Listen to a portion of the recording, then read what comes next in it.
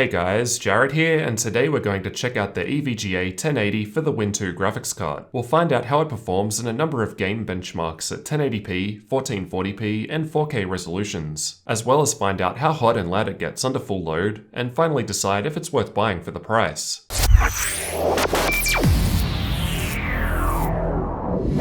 Inside the box we've got the card itself, a couple of 6 to 8 pin power adapters, and your usual manual and warranty info. Let's take a quick look at the card itself, starting with the front. There are two fans which are surrounded by LEDs, more on that later. On the back there's a full backplate featuring the EVGA logo and a bunch of ventilation holes. Along the top there are two 8-pin power connectors and the SLI connectors. We can also see some of the large heatsink, and of course the EVGA GeForce GTX 1080 for the Win 2 text, which is lit up by LEDs. On the rear of the card we can see that it takes up two PCIe slots, and features three DisplayPort 1.4 outputs, HDMI 2.0, and DVI-D port. Towards the end of the card we can see the end of the heatsink, and some more EVGA branding. The dimensions of the card are 26.6cm in length and 12.8cm in height, and it weighs 1.15 kilos. I haven't had any issues with the card sagging at all in two different systems, so it's not too big or heavy. The lighting can be adjusted through EVGA's Precision XOC software, and there are a number of effects, including setting a static color, pulse on and off, breathing, and rainbow. The speeds and colors of the effects can also be controlled. As for the specs, like other 1080s, it's got 2560 CUDA cores, a 10GHz memory clock, with 8GB of GDDR5X memory. It's got a base clock speed of 1721 MHz and a boost clock speed of 1860 MHz. In most cases, I found it running around 1940 MHz while gaming, and I was able to overclock it to 2063 MHz. More on that in the benchmarks. EVGA recommend a 500-watt power supply and advise the card will draw up to 215 watts. The system that I'm testing in has an Intel 8700K overclocked to 5.1 GHz. I'm using the best CPU that I can for gaming in order to reduce it being a limiting factor in the benchmarks. The system also has 16GB of DDR4 memory, running at 2666 MHz, and is running Windows 10 with all updates to date applied, along with NVIDIA's 388.71 drivers. With all that in mind, let's take a look at the benchmark results at stock speeds. PUBG was tested with version 1.0. They claim to have made some performance improvements with this latest edition. However, as usual, keep in mind that this game is difficult to benchmark as it greatly depends on what's going on in the game. With that said, at 1080p we're almost always averaging 144 FPS, which is the artificial cap of the game. Only at Ultra do we drop below this. At 1440p we're still getting close to the max frame rate at the lower setting levels, while max settings are still able to get us over 60 FPS at the 1% low, which is decent. 4K drops down quite a bit at all setting levels. Playing at medium or lower allowed us to sit at 60 FPS, even for the 1% lows, which is alright considering most 4K monitors only run at 60Hz anyway, and I personally play it very low, so it's fine for me. Shadow of War at 1080p is getting really high frame rates. Even at Ultra we're getting over 100 FPS on average. Things step down a little at 1440p, but otherwise the frame rates are still pretty good. At 4K the Ultra settings are very close to the very high settings, while medium and lower are required to reach 60 FPS. The Witcher 3 at 1080p is going pretty well. The Ultra and high results would have been even higher with hairworks off, but I left it on to try and stress the card a bit. At 1440p, even at Ultra settings, we're once again able to get above 60 FPS at the 1% lows. 4K still felt fairly smooth and played great. However, you'll probably want to drop the settings down a little from max for a better experience. I found Watch Dogs 2 to be pretty resource intensive, but at 1080p it's running extremely smooth. Even at max settings we're getting above 60 FPS on the 1% lows. At 1440p you could still play at Ultra settings without any major problems. I don't think you need a solid 60 FPS to enjoy the game. At 4K though it's noticeably choppy at the higher setting levels. You'd probably want to play at high or lower settings here. Rise of the Tomb Raider at 1080p is getting over 144 FPS even at max settings, so no problems running at that resolution. At 1440p the results don't drop down too far, we're still averaging 100 FPS at max settings. Once again at 4K things drop down quite a bit in comparison to the previous resolutions, although it still appears that you can get 60 FPS at high or lower settings. Ghost Recon is another fairly resource intensive game. At 1080p it's doing quite well even at max settings. Moving up to 1440p there's a bit of a decrease but nothing too serious. When going up to 4K the frame rates drop down quite a lot, however at high or lower settings it's not too terrible and it's at least playable. Doom at 1080p is getting above 120 FPS even for the 1% lows with Ultra settings. so it's running extremely smooth with no issues. When we move up to 1440p at ultra settings, the average frame rate drops over 40 FPS, but the 1% lows only drop 20, so again it's still nice and smooth even at max settings. At 4K, the results basically half, and to be honest, this isn't too much of a problem, when you consider that at the moment 4K monitors are primarily available at 60Hz anyway. In any case, even at max settings, I still thought it ran well. In Ashes of the Singularity, there wasn't really that much of a difference at the lower setting levels, regardless of the resolution tested. The frame rates drop down much more at the higher setting levels when we go to 1440p and 4K. As mentioned, I was able to overclock the card by 120 MHz and get to 2063 MHz without any problems. I've only tested The Witcher 3 at 4K to show the slight differences. As the overclocking potential will differ card to card, I haven't spent the extra time to show how this compares in all of the games tested, as we can see here that it's only making a small improvement. With the gaming benchmarks out of the way, let's check out some of the synthetic tests. Here are the results of Heaven benchmark from Unigine at 1080p, 1440p, and 4K. And here are the results from the Valley benchmark from Unigine, also at 1080p, 1440p, and 4K.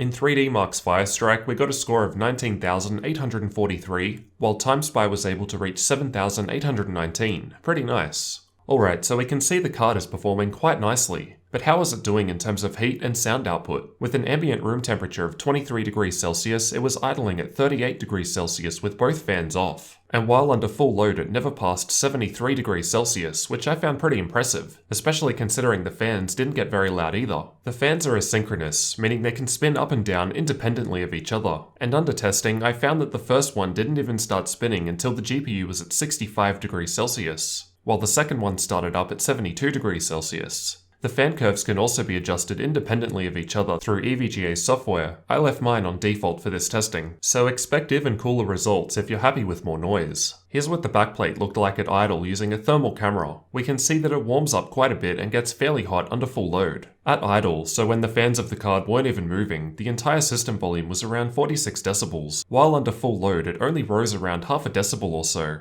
So even under full load, the card isn't actually adding that much additional sound to the system. It's important to note that I have a fair few other fans in the system, so these results are only useful for comparing against each other here. Additionally, the temperatures and therefore sounds will increase depending on the temperature of the room it's being run in. We've just entered summer here, so I'm pretty happy with these results. The card goes for around 850 Australian dollars here in Australia, or 600 USD from Newegg at the time of recording. I bought mine from Newegg, and even with shipping it from the US, it ended up being about $100 cheaper than buying here in Australia. While there are definitely cheaper 1080s available, there are also more expensive ones. And I mostly picked this one because I read it had decent cooling performance, which I've proven to be true, and I just personally liked the look of it. Overall, I think it performs quite well while remaining fairly cool and quiet. We were able to run many games at 4K 60 FPS, although the settings need to be turned down a bit in most cases for a smooth experience. If you're looking to get into 4K gaming, while I'd say a 1080 is capable and definitely the minimum, I'd probably instead look at a 1080 Ti. So what did you guys think of the EVGA 1080 for the Win 2 graphics card? Be sure to let me know your thoughts down in the comments and leave a like on the video if you found it useful. Thanks for watching, and don't forget to subscribe for future tech videos like this one.